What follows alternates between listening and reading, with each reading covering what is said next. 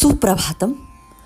तू 4 आठवड्यांनी माझ्याकडे नक्की येशील हे श्री युक्तेश्वरांचं भाकीत अगदी तंतोतंत खरं ठरलं. सेरामपूरच्या आश्रमात पाय ठेवताच व्याघ्रांबरावर बसलेल्या श्री गुरुजींनी आलास का तू म्हणून अगदी प्रेमभरानं माझं स्वागत केलं. गुरुजी, मी तर आपला शिष्य होण्यासाठी आलो आहे. मुकुंदा, माझ्या आज्ञा जर तू पाळशील ना तर तुझ्या आयुष्याची सगळी जबाबदारी मी पत्करेन. आणि हे बघ, माझी पहिली आज्ञा आहे, तू घरी परत जावंस आणि शिक्षण सुरू ठेवावंस. कधी काळी तुला युरोप, अमेरिकेत जावं लागेल तर तिथले लोक तुझ्याकडनं भारताचं तत्त्वज्ञान अधिक सहृदयतेनं ऐकतील. ते समजावून देणारा तू विश्वविद्यालयाचा पदवीधर असशील तर फारच चांगलं. गुरुजी, मी आयुष्यातील प्रत्येक लहान सहान बाबतीत आपली हुकूमत नक्की मानेन, पण आपण मला ईश्वर दर्शन मात्र घडवून द्या. सुमारे तासभर शब्दांची रस्सीखेच सुरूच होती. अखेरीस ते म्हणालेत, मुकुंदा, तुझी जी इच्छा ना तीच माझी इच्छा. ईश्वर कृपेनं अखेर मला खऱ्या गुरुमध्ये कायमचा आधार सापडला. दुसऱ्या दिवशी सकाळी मला श्रीगुरूंनी क्रियायोगाची दीक्षा दिली. त्यांच्या संजीवक स्पर्शानं एकदम परिवर्तन घडवून आणणाऱ्या शक्तीचा भास झाला. माझ्या व्यक्तित्वावर प्रचंड प्रकाश पडला. असंख्य सूर्यांनी एकत्र तळपावं एवढा तो प्रकाश दैदिप्यमान होता. आनंदाचा अवर्णनीय महापूर माझा अंतरंग छेदून गेला. बाळा, मनुष्य आणि योगी म्हणून श्रेष्ठ असणारे लाहिरी महाशय आपलं रक्षण करतायत हे कायमचं स्मरणात ठेव. श्रीगुरूंच्या आज्ञेमुळे मी शिक्षणासाठी कलकत्त्याला घरी गेलो. पिताश्रींना आनंद झाला. त्यांनी माझं नाव स्कॉटिश चर्चमध्ये घातलं. सेरामपूरच्या आश्रमाचा मोह मात्र टाळता येण्यासारखा नव्हताच. श्रीगुरू अभ्यासाची क्वचित चौकशी करायचेत. खरं तर ते इंग्लिश, फ्रेंच, बंगाली आणि हिंदी अस्खलितपणे बोलत. संस्कृत विद्यार्थ्यांनी लवकर आत्मसात करावं म्हणून त्यांनी अनेक प्रयुक्त्या शोधल्या होत्या. परमात्म स्वरूपाचं सखोल दर्शन झालं असल्याकारणानं त्यांच्या ठिकाणी कमालीची शांतता आढळून यायची आणि म्हणूनच त्यांच्या सहवासातला प्रत्येक दिवस, प्रत्येक क्षण आनंद, शांतता आणि ज्ञान यांचे नवनवीन अनुभव प्रदान करायचा.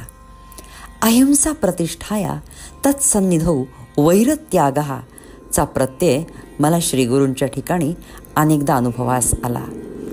एकदा एक भला मोठा 4 फुटी नाग साक्षात कर्दनकाळ असलेला आमच्याकडे धावून येत होता.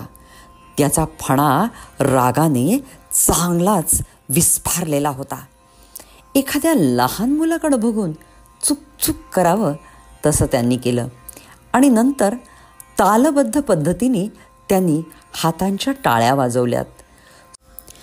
भीतीनं तर माझा अगदी थरकापच उडाला. त्या भयंकर पाहुण्याची ते चक्क करमणूक करत होते. तो भला मोठा नाग गुरुजींजवळ आला. त्याच्यावर ममत्व दाखवल्यावर तो गुरुजींकडे लोहचुंबकासारखा आकृष्ट झाला. आपला भीतीदायक फणा त्यानं आकसून घेतला आणि त्यांच्या चरणी तो घुटमळला. क्षणार्धात नंतर झुडपात नाहीसा देखील झाला. आपले श्रीगुरू प्राण्यांकडून इजा होण्याच्या पलीकडले आहेत ह्याची मला अगदी खात्री पटली. एकदा दुपारी माझ्याकडे रोखून बघत श्रीगुरू म्हणालेत, मुकुंदा, तू फार बारीक आहेस रे. बालपणापासून खरं तर मला अपचनाचा विकार जडलेला होता. कलकत्त्याच्या घराच्या सेल्फवर अनेक शक्तिवर्धक औषधांच्या बाटल्या कायम असायच्या.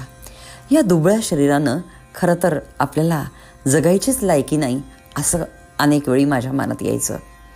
मुकुंदा, अरे, या औषधांच्या गुणाला मर्यादा असतात, पण दिव्य सर्जनशील शक्तीला मात्र मर्यादा कधीच नसतात रे. ध्यानात ठेव, तुझी तब्येत चांगलीच सुधारेल आणि तू धष्टपुष्ट होशील. कुठल्याही वैद्यानं आजपर्यंत माझ्या ठाई इतका आत्मविश्वास आणि श्रद्धा जागृत केलेली नव्हती. श्रीगुरूंच्या सुप्त आशीर्वादानंच 2च आठवड्यात माझं वजन वाढू लागलं आणि माझी पोटदुखी देखील कायमची नाहीशी झाली.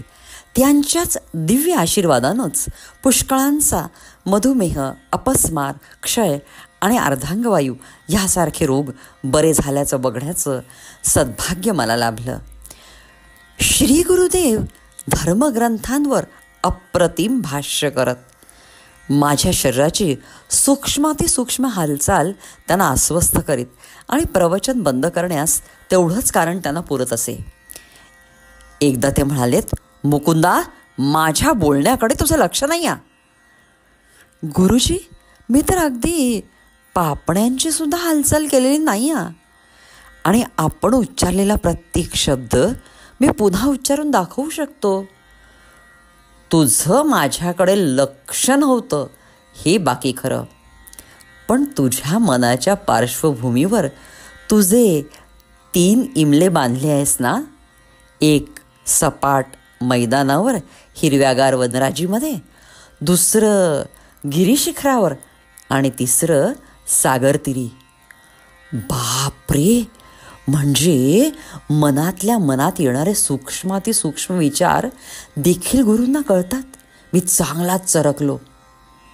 मुकुंदा बाळा, तुझे शिल्परूपी स्वप्न पुढे खरं ठरणार आहे बरं, पण सध्या मात्र तू अभ्यास केला पाहिजेस बरं. ओघाओघानं बालपणापासून ज्या 3 इमारतींचं सदैव दृश्य माझ्या डोळ्यापुढे साकारत होतं ते गुरुकृपेनं फलीभूत झालं. पहिली म्हणजे रांचीमधील मैदानावर स्थापन केलेल्या मुलांच्या योग विद्यालयाची इमारत, दुसरी लॉस एंजेलिस येथील टेकडीवर बांधलेली संस्थेची मुख्य इमारत, आणि नंतर कॅलिफोर्नियामधील बांधलेला समुद्राचा विहंगम दृश्य न्याहाळणारा आश्रम, ज्याच्यासमोर अथांग महासागर पसरलेला आहे. शरीर म्हणजे एक हरामखोर मित्र. त्याचे आवश्यक तेवढेच लाड करा, त्याचे फाजील लाड अजिबात करू नका. वेदना आणि आराम ह्या दोन्ही क्षणभंगूर आहेत. द्वैत धर्माच्या ह्या सगळ्या उपाधी तुम्ही शांत चित्तानं सहन करा, शांत चित्तानं त्याच्याकडे बघा आणि त्याच्या तावडीतनं आपली सुटका करून घेण्याचा नेहमी प्रयत्न करीत चला. रोग आणि त्याच्या निवारणाचं कार्य नेहमी कल्पनेतूनच होत असतं हे लक्षात ठेवा. शरीरात रोगाचा प्रवेश आपल्या कल्पनेच्या दरवाज्यातनंच होतो. आजारी असताना दुखणं आलंय ही जर आपण भावना काढून टाकली तर रोगरूपी आगंतुक पाहुणा पळूनच जाईल, असं श्रीगुरू नेहमी म्हणत. मायेचा अंधार हळूहळू येतोय, चला तर आपण आपल्या हृदयरूपी गुहेत बसूनच राहू. या शब्दांनी ते सतत आपल्या शिष्यांना क्रियायोगाच्या अभ्यासासाठी प्रवृत्त करत. शिष्यांनी शिस्त ही पाळलीच पाहिजे ह्याकडे त्यांचा कटाक्ष असायचा.